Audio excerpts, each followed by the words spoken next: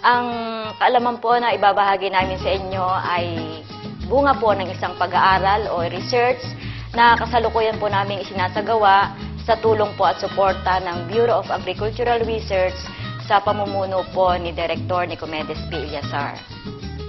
Sa pag-aaral pong ito sa Bicol Integrated Agricultural Research Center na nasa ilalim po ng Department of Agriculture sa Region 5 ay nakita po namin ang malaking agribusiness potential ng malunggay. Ang malunggay po ay napakayaman sa bitamina at mineral, kaya pwede po siyang ihalo sa mga pagkain upang higit na itong maging masustansya. Marami din pong pag-aaral ang nagpapakita na napakarami pong sakit ang pwedeng magamot ng malunggay.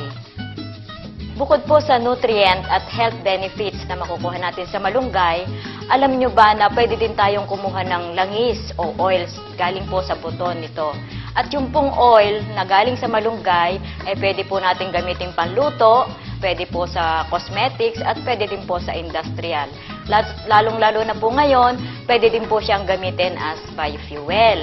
Dahil po sa mga katangiang ito ng malunggay, ang Bicol Integrated Agricultural Research Center po, masyado po kaming tumutok sa wonder plant ikangang ito. At sa kasalukuyan po, ay marami na po kaming mga produkto na na-develop na galing po sa malunggay o hinaluan po ng malunggay. Meron po kami ditong sinasabi natin na malunggay tea, meron po kaming malunggay powder, meron po kaming polvoron, cookies, at moringa surprise. Para po ipaalam sa atin kung ano-ano po ang pamamaraan ng paggawa ng mga produktong ito para pwede po niyong gawin, lalong-lalo na po sa mga anak natin, ipapakilala ko po sa inyo ang food technologist po ng BARC, si Miss Arlene Diasis. Ipapakita namin sa inyo ngayon ay ang paggawa ng malunggay tea. Ang kinakailangan sa paggawa ng malunggay tea ay yung fresh leaves ng malunggay.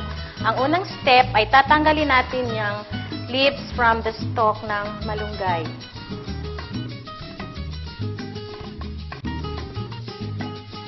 Number 2 step, ilalagay na natin ito sa mechanical dryer for dehydration sa loob ng 2 oras. After 2 hours ng drying, ito na yung ating finished product.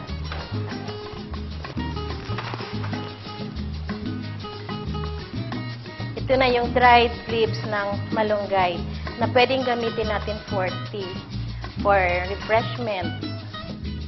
Ang gagawin natin ngayon ay moringa powder.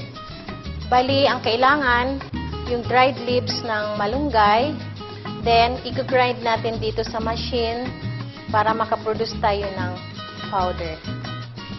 Or, kung wala na itong machine na to, you can use the mortar and pestle para makagawa din kayo ng moringa powder.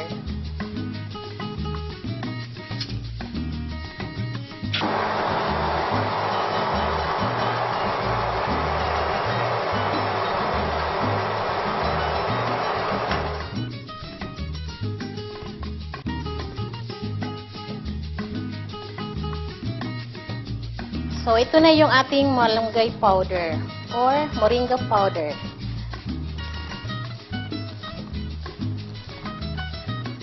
So, ito na yung 1 pack ng moringa powder. Ang gagawin natin ngayon ay ang moringa polvoron or malunggay polvoron. Ang kailangan sa paggawa nito ay 1 kilong flour.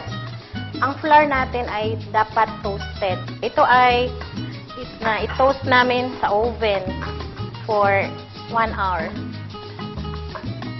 Kailangan din natin ng sugar, 1/2 kilo ng sugar sa 1 kilo ng flour, 1/2 kilo of skimmed milk, and 1/2 cup of malunggay powder, and 2 bars of fresh melted butter.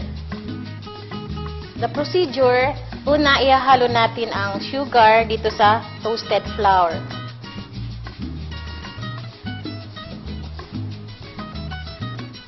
Then the skimmed milk.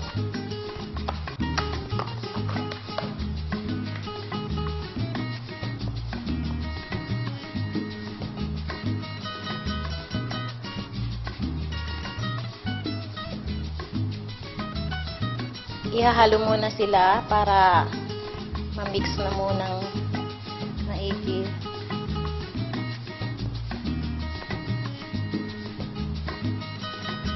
At saka moringa powder.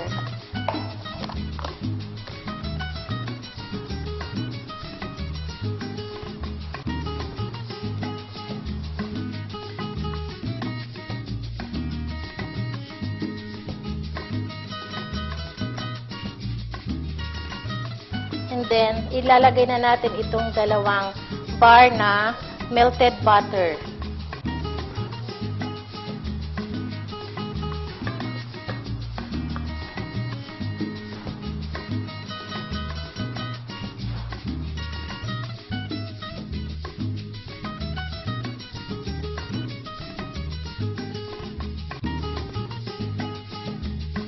Okay, ito na yung moringa pulburon. Ngayon, ready na ito for, imo-mold na natin siya.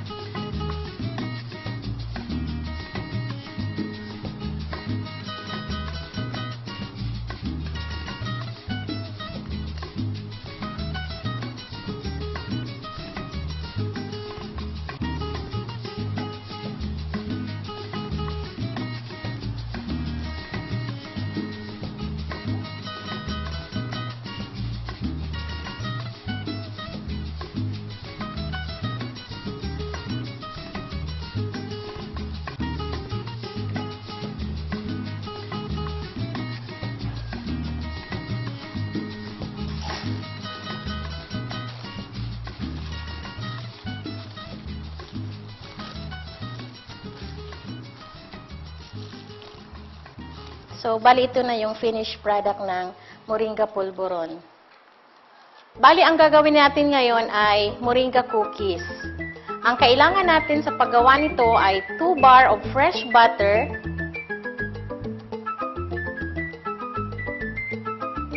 1 kilo of flour, all-purpose flour, 1/2 kilo of refined sugar, 4 pieces eggs, 1 can evaporated milk, 1/2 cup of moringa powder, 2 teaspoon vanilla, and 2 tablespoon of baking powder. The first step in making moringa cookies, cream butter until soft. Ihahalo natin yung butter